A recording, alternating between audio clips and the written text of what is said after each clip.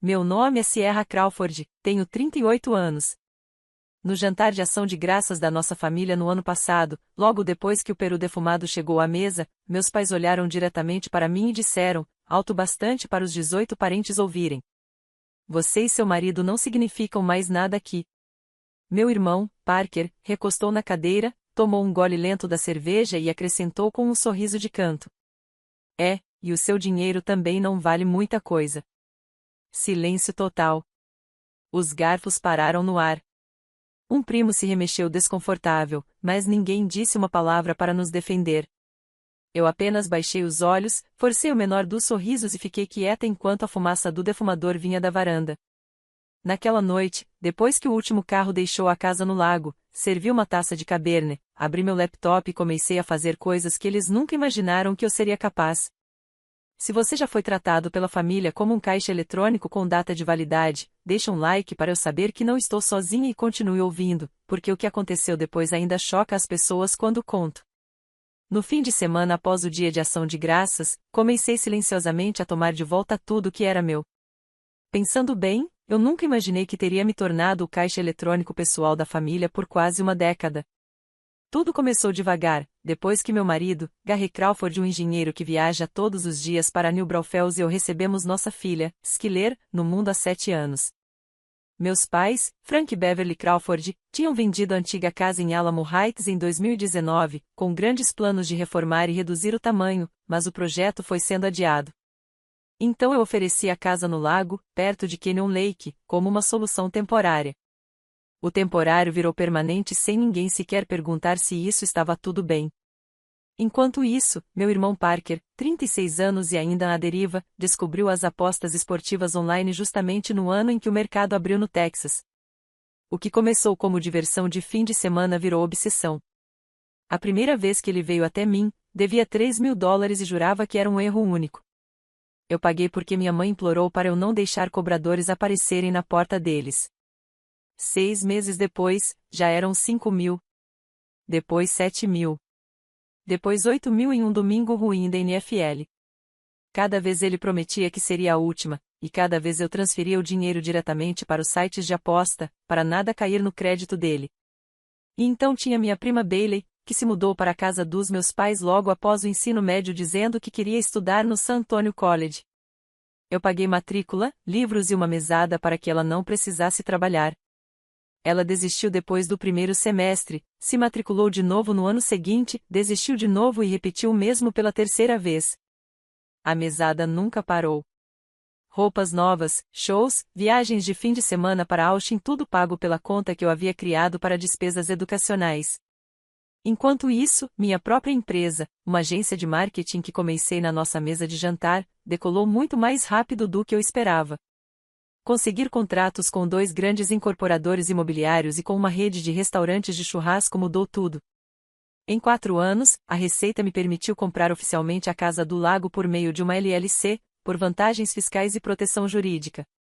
O título ficou no nome da empresa, os impostos e o seguro saíam das contas do negócio e eu simplesmente deixei meus pais morarem lá sem pagar aluguel enquanto a reforma da casa deles voltava aos trilhos. Eles adoravam fazer churrascos no deck, convidar vizinhos para o 4 de julho, agir como se o lugar sempre tivesse sido deles. Gary percebeu o padrão cedo e me alertou que eu estava criando um monstro. Mas eu o ignorei. Família ajuda família, eu repetia para mim mesma. Skyler merecia crescer com os avós por perto, primos correndo pelo quintal, festas grandes que cheiravam a brisket defumado e torta de noz pecan. Então o dinheiro continuou fluindo, um telhado novo quando a chuva de granizo atingiu a região, um carrinho de golfe para meu pai andar pelo bairro, a mensalidade do clube de campo da minha mãe para ela continuar jogando cartas com as amigas. O celular do Parker continuou no meu plano familiar muito depois de ele já ter idade para pagar o próprio. O seguro do carro da Bailey continuou na minha apólice também.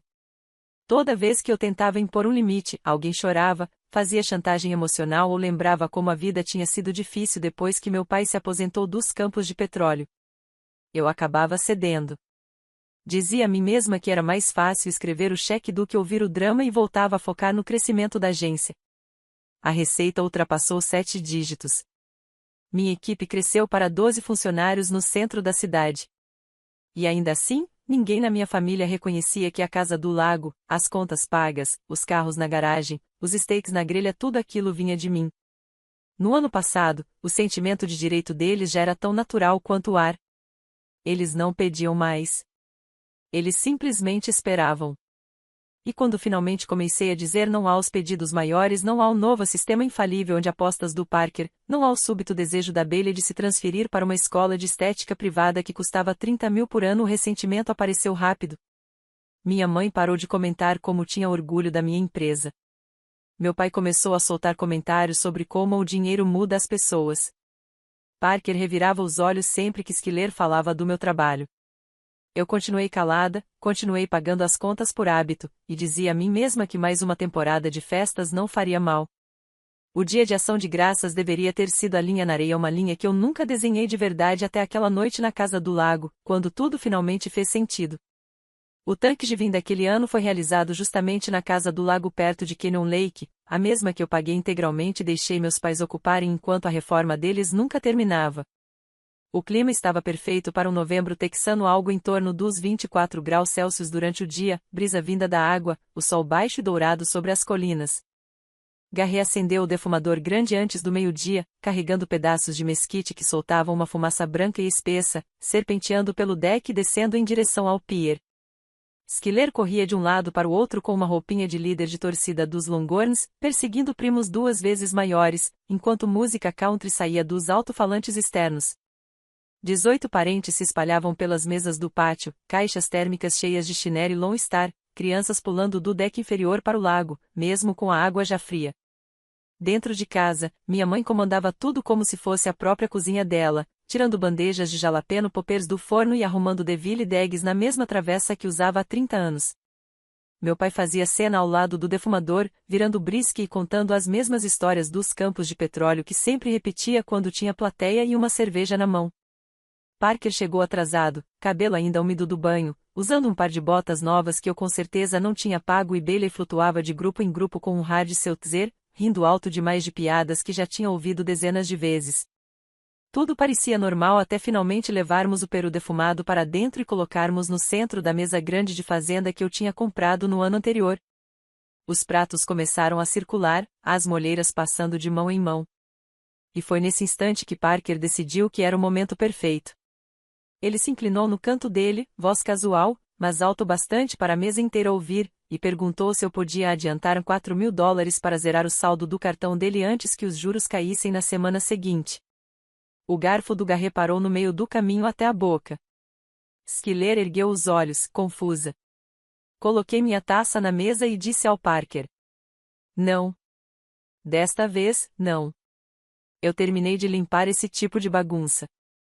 A sala não ficou totalmente em silêncio, mas as conversas viraram murmúrios. Minha mãe pousou a faca com um pequeno clean, olhou para o meu pai, depois fixou os olhos em mim como se eu tivesse ofendido a comida dela. Meu pai pigarreou, apoiou os cotovelos na mesa e falou daquele jeito lento e calculado que usava quando queria que todos prestassem atenção. "Se é", ele disse usando meu nome do jeito que as pessoas usam antes de dizer algo feio a você e seu marido, não significam mais nada aqui. Se vai começar a agir como se o dinheiro te tornasse melhor que o resto de nós." Alguns primos se remexeram nas cadeiras. Uma tia baixou o olhar para o prato e começou a empurrar batatas de um lado para o outro. Minha mãe entrou na conversa antes que eu pudesse processar as palavras, dizendo que família fica junta não importa o que, e que ninguém deveria ter que implorar na própria mesa. Então Parker, que nunca perde uma chance, deu de ombros e soltou a frase que até hoje ecoa na minha cabeça. E o seu dinheiro também não vale muita coisa se vem cheio dessas regras novas." Ele disse dando uma risadinha, como se fosse uma piada para todos rirem, mas ninguém riu. Os únicos sons eram talheres raspando nos pratos e Schiller perguntando baixinho ao Garrett porque o vovô parecia bravo. Garrett apertou minha mão debaixo da mesa tão forte que doeu a maneira dele de me dizer para manter a calma e não dar a explosão que eles claramente queriam. Eu não dei nada a eles.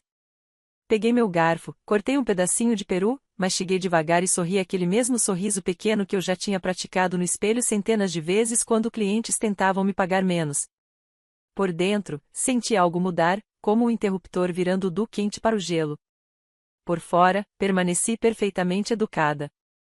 Mamãe tentou retomar a conversa falando sobre o novo netinho de alguém. Papai voltou para o defumador como se nada tivesse acontecido. Parker pegou outra cerveja. O resto da tarde se arrastou. As crianças continuaram brincando, fotos continuaram sendo tiradas. Fatias de torta de noz pecan desapareceram, mas o ar continuou pesado. Quando o sol se pôs e as luzes do jardim acenderam, o pessoal começou a pegar bolsas e se despedir mais rápido que o normal.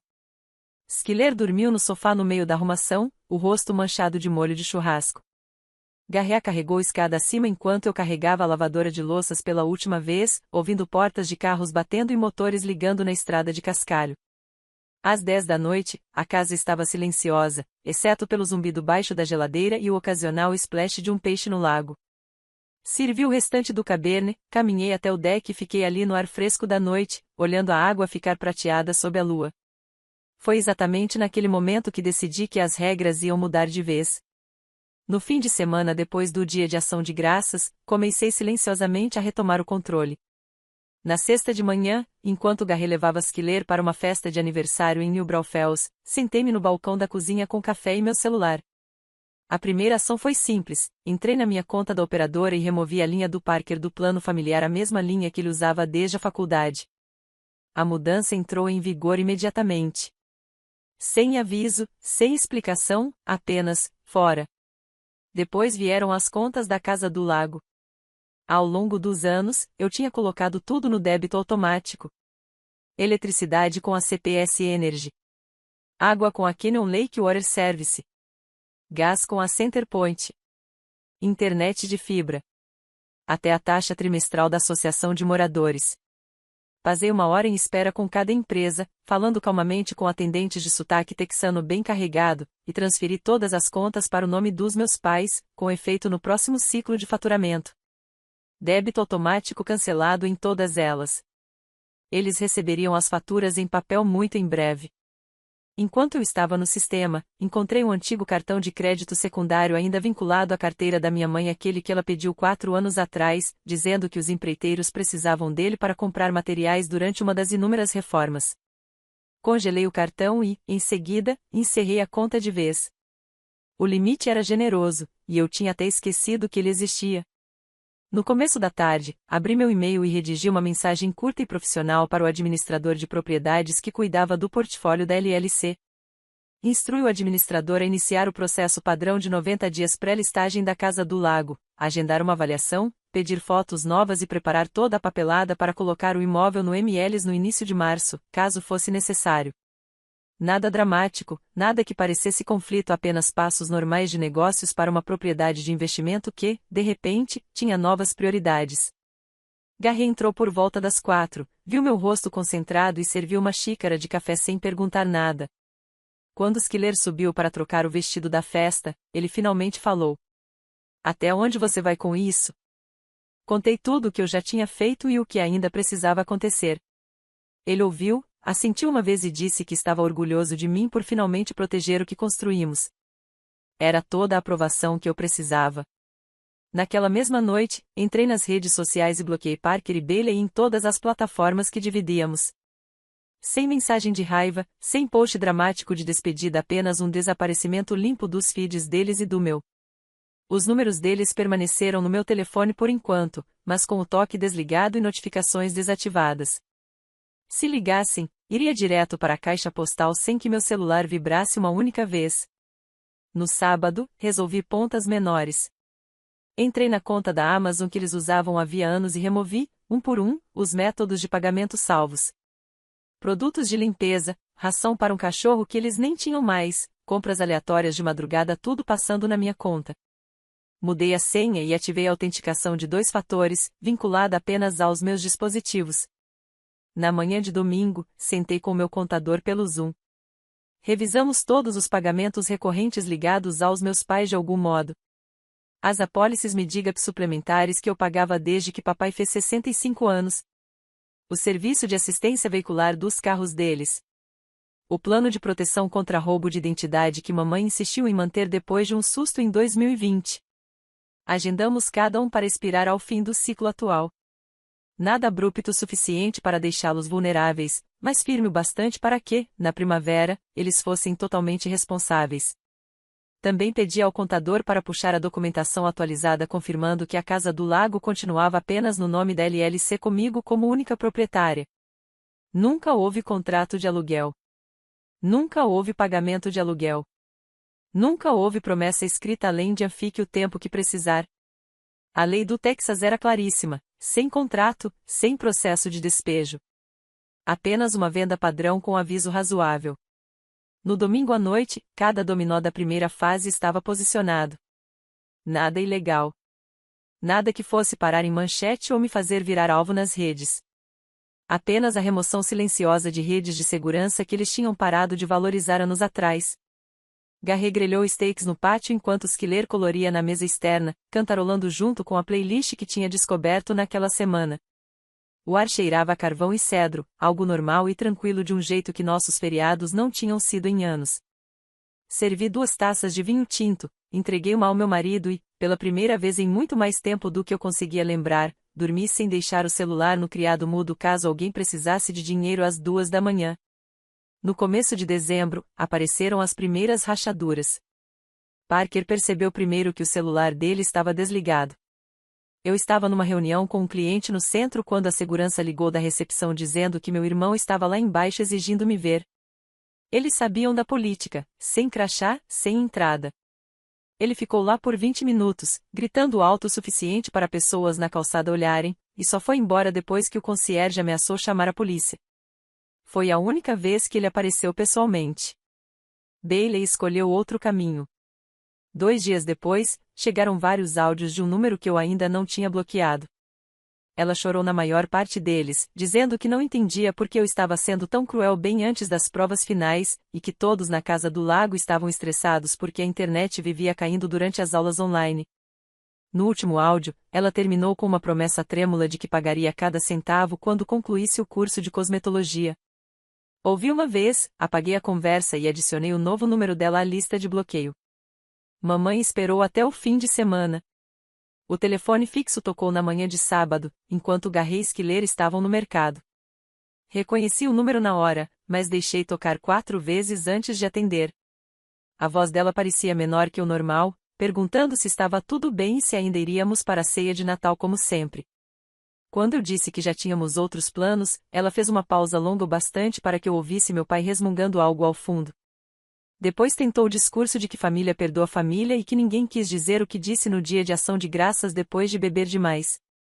Respondi calmamente que ações têm consequências e encerrei a ligação antes que ela começasse a chorar. Meu pai nunca ligou.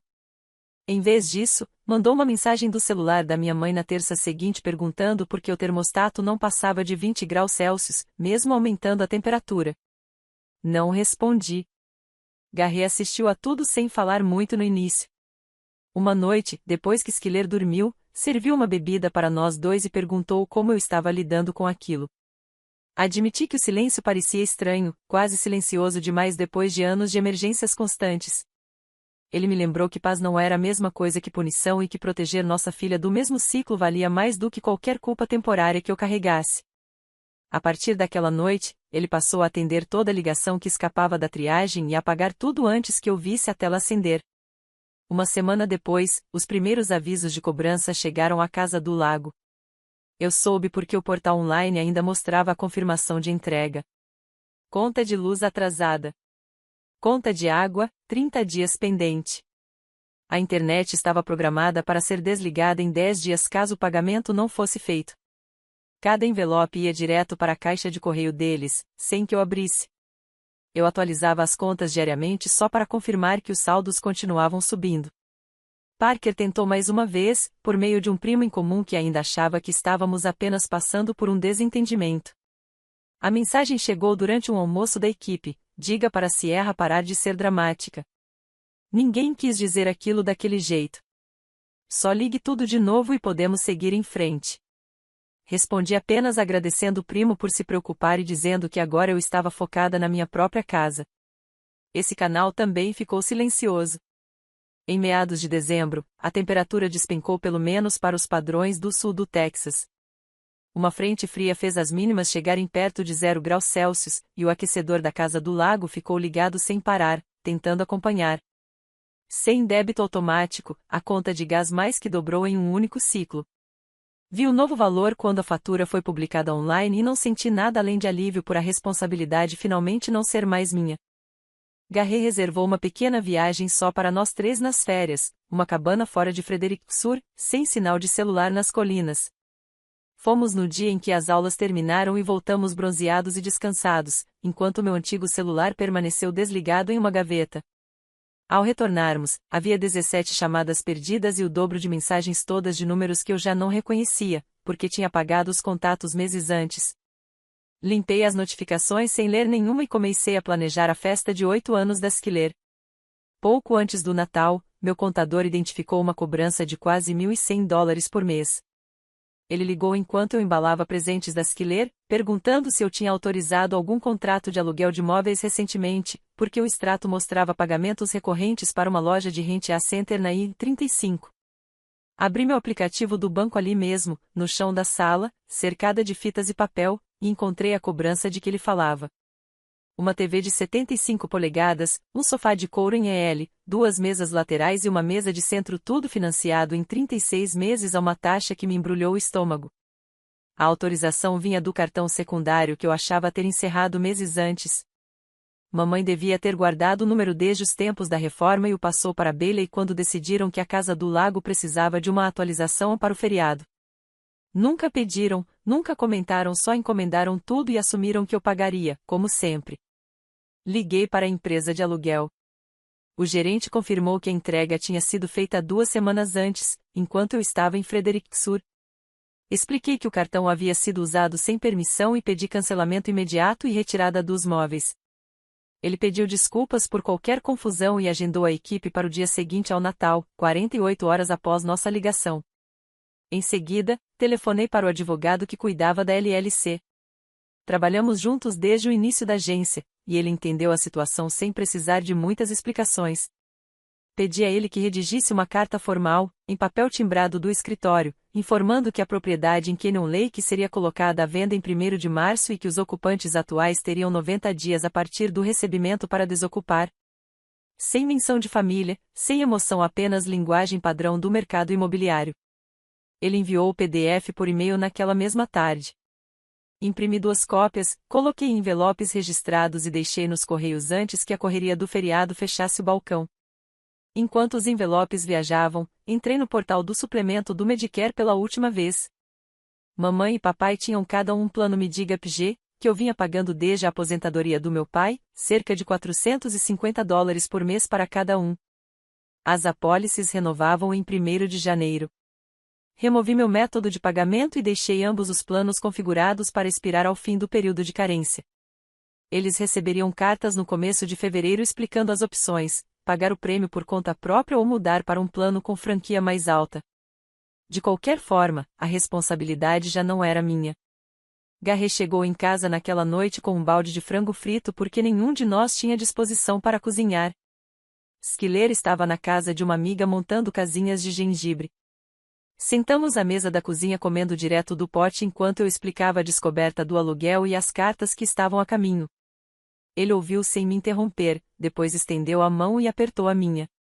Você está fazendo a coisa certa, ele disse. E essa foi a última vez que falamos disso antes do Ano Novo. 2 dias após o Natal, um caminhão-plataforma deu ré na entrada da Casa do Lago. Os vizinhos me contaram depois que mamãe ficou na varanda de roupão observando enquanto os trabalhadores carregavam o sofá novo e a televisão ainda embrulhados no plástico. Papai ficou lá dentro, com as cortinas fechadas. Bailey não estava, já tinha ido para Corpus Christi passar o restante das férias com a mãe. A equipe terminou em menos de 1 hora e foi embora, deixando a sala exatamente como era 4 anos antes, quando meus pais se mudaram para lá. As cartas registradas chegaram em 29 de dezembro. Os avisos de recebimento voltaram assinados na caligrafia cuidadosa de mamãe na semana seguinte. As contas de janeiro vieram pesadas. Sem débito automático, a conta de luz sozinha passou de $600 por causa das luzes de Natal e do aquecedor funcionando sem parar. Água e gás vieram na sequência. A associação do condomínio enviou um aviso de cortesia sobre a falta de pagamento das taxas. Cada envelope trazia os novos números de conta em nome de mamãe e papai. Eu atualizava os portais diariamente, mais por hábito do que por curiosidade, e via os saldos subirem. Janeiro em San Antônio ainda pode chegar perto de 0 grau em algumas noites durante um frente fria e foi aí que a realidade bateu neles com força. O primeiro serviço a cair foi a eletricidade. A CPS Energy desligou a energia da Casa do Lago numa terça-feira de manhã, quando a temperatura externa estava por volta de 1 grau Celsius. Mamãe contou depois a uma amiga da igreja que os canos fizeram barulhos estranhos a noite inteira e que a casa parecia mais fria do que nunca, mesmo depois de o caminhão já ter levado o sofá novo e a televisão. A água foi cortada 3 dias depois, quando o último aviso ficou esquecido, ainda fechado, no balcão da cozinha. O gás resistiu mais uma semana, até a conta ultrapassar a marca dos $1.000. Sem aquecimento, sem luz e sem água quente, bem no meio do inverno, ficar ali se tornou impossível. No fim daquele mês, eles assinaram um contrato de aluguel para um apartamento de 1 quarto em Palm Valley por $950 mensais, o lugar mais barato que meu pai encontrou que permitia contrato mês a mês. O conjunto ficava na Southeast Military Drive, paredes de bloco de concreto, lavanderia compartilhada e vista para o estacionamento. Eles levaram um pouco que ainda possuíam em 2 viagens usando a caminhonete velha do meu pai e um reboque emprestado. Parker foi o último a aguentar no Lachelose, dormindo em um colchão inflável e cozinhando em uma chapa elétrica até o corte de energia expulsá-lo também. Ele se inscreveu online na mesma semana e começou no centro de distribuição da Amazon em Seguin. Depois de 2 turnos dias de 12 horas puxando pedidos, escaneando caixas, caminhando quilômetros sobre piso de concreto por $15 a hora antes dos impostos, ele se mudou para um estúdio a 20 minutos do depósito e parou de postar comprovantes de pagamento nas redes sociais. Bailey nunca voltou de Corpus Christi. A mãe colocou o nome dela na conta de luz lá e conseguiu um emprego meio período em um salão de bronzeamento perto da praia. O sonho da cosmetologia desapareceu silenciosamente, junto com a mesada mensal na qual ela sempre contou. Mamãe e papai venderam o carrinho de golfe para pagar o primeiro aluguel e o depósito de segurança.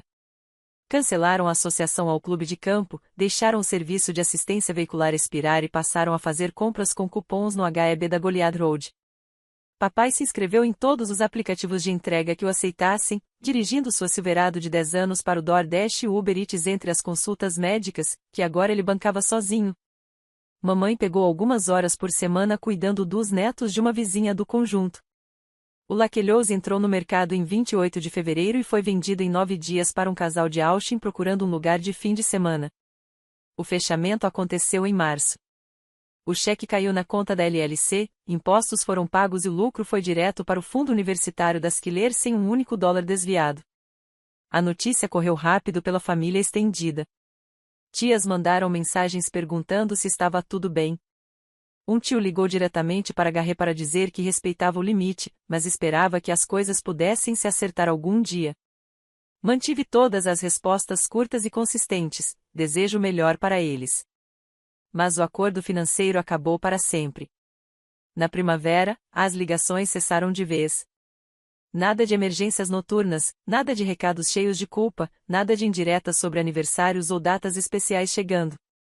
O silêncio parecia mais limpo do que qualquer discussão conseguiria ser. Garré, Skiller e eu tivemos os meses mais tranquilos em anos. Fizemos viagens de fim de semana para Port Aransas, construímos castelos de areia enquanto a brisa do Golfo soprava, fizemos churrascos no nosso próprio pátio sem 20 pessoas extras aparecendo sem avisar. Skiller começou a pedir para chamar amigas para brincar, em vez dos primos. E a risada dela enchia a casa de um jeito que nunca tinha acontecido antes. Hoje, olhando para trás, percebo que a verdadeira lição não tinha nada a ver com dinheiro. Era sobre o que acontece quando gratidão vira expectativa e quando o amor passa a ser medido em dólares. Algumas famílias aprendem isso da pior forma e outras nunca aprendem. Se você chegou até o fim dessa história, obrigada por acompanhar. Deixe um comentário e me conte, você já precisou impor um limite firme com alguém da família? Como isso terminou para você? Suas histórias ajudam outras pessoas a não se sentirem sozinhas. Te vejo na próxima.